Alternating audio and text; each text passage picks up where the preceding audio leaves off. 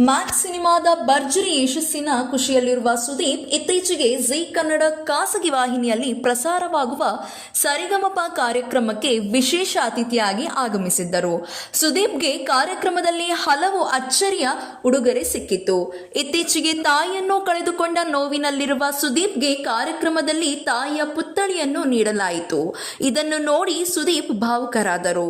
ಇದೇ ಕಾರ್ಯಕ್ರಮದಲ್ಲಿ ಸುದೀಪ್ ಮಗಳು ಸಾನ್ವಿ ತಂದೆಗಾಗಿ ವಿಶೇಷ ಹಾಡನ್ನು ಹಾಡಿದರು. ಅಪ್ಪ ಮಗಳ ಬಾಂಧವ್ಯ ನೋಡಿ ಕನ್ನಡಿಗರು ಖುಷಿಯಾದರು. ಸಾನ್ವಿ ಮಾಡಿದ ಆ ಒಂದು ಕೆಲಸಕ್ಕೆ ಬೇಸರ ವ್ಯಕ್ತಪಡಿಸಿದ್ದಾರೆ. ನಡೆಯುತ್ತಿರುವ ಕನ್ನಡ ಕಾರ್ಯಕ್ರಮ ನೋಡುವುದು ಕನ್ನಡಿಗರು, ಬಂದವರು ಕನ್ನಡಿಗರು. ಆದರೆ ಸಾನ್ವಿ ಸುದೀಪ್ ಮಾತಿನಲ್ಲಿ ಒಂದಕ್ಷರ ಕೂಡ ಕನ್ನಡ ಇರಲಿಲ್ಲ ಎನ್ನುವುದೇ ಈಗ ಕನ್ನಡಿಗರ ಬೇಸರಕ್ಕೆ ಕಾರಣವಾಗಿದೆ. ಕಾರ್ಯಕ್ರಮ ನೋಡಿದ ಅನೇಕ ಮಂದಿ ಸುದೀಪ್ಗೆ ಮಗಳ ಮೇಲಿರುವ ಪ್ರೀತಿ ನೋಡಿ ಖುಷಿ ಪಟ್ಟಿದ್ದಾರೆ. ಆದರೆ ಇಂತಹ ಕಾರ್ಯಕ್ರಮವನ್ನು ಹಳ್ಳಿಗಾಡಿನ ಜನ, ಹಿರಿಯರು, ಮಹಿಳೆಯರೇ ಹೆಚ್ಚಾಗಿ ನೋಡುತ್ತಾರೆ.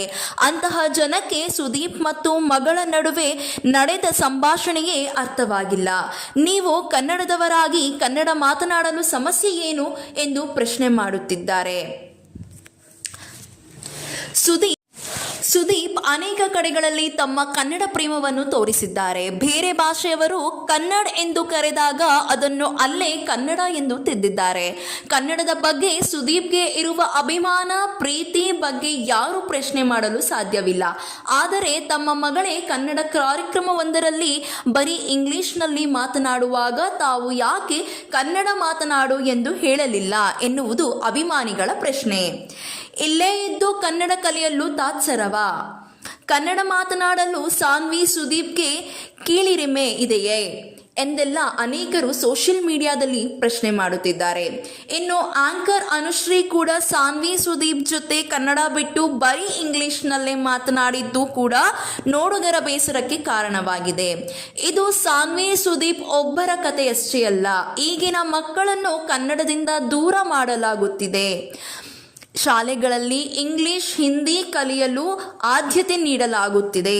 ಮಕ್ಕಳು ತಮ್ಮ ಭಾಷೆಯನ್ನೇ ಮರೆಯುವ ಹಂತಕ್ಕೆ ಬಂದಿದೆ ಎಂದು ಅನೇಕರು ಬೇಸರ ವ್ಯಕ್ತಪಡಿಸಿದ್ದಾರೆ. ಫೇಸ್ಬುಕ್, ಟ್ವಿಟರ್ನಲ್ಲಿ ಈ ಬಗ್ಗೆ ವ್ಯಾಪಕ ಚರ್ಚೆಯಾಗುತ್ತಿದೆ. ಪೋಷಕರು ಇಂಗ್ಲಿಷ್ ಭಾಷೆಯ ವ್ಯಾಮೋಹದಲ್ಲಿ ಮಕ್ಕಳಿಗೆ ಕನ್ನಡ ಕಲಿಸುವುದನ್ನು ಮರೆಯಬಾರದು ಎಂದು ಮನವಿ ಮಾಡಿದ್ದಾರೆ. ಇನ್ನಷ್ಟು ಸೋಷಿಯಲ್ ಅಪ್ಡೇಟ್ಸ್ಗಾಗಿ ಈ ಕೂಡಲೇ ನಮ್ಮ ಚಾನೆಲ್ನ ಸಬ್ಸ್ಕ್ರೈಬ್ ಮಾಡಿ, ಹಾಗೆ ಪಕ್ಕದಲ್ಲಿ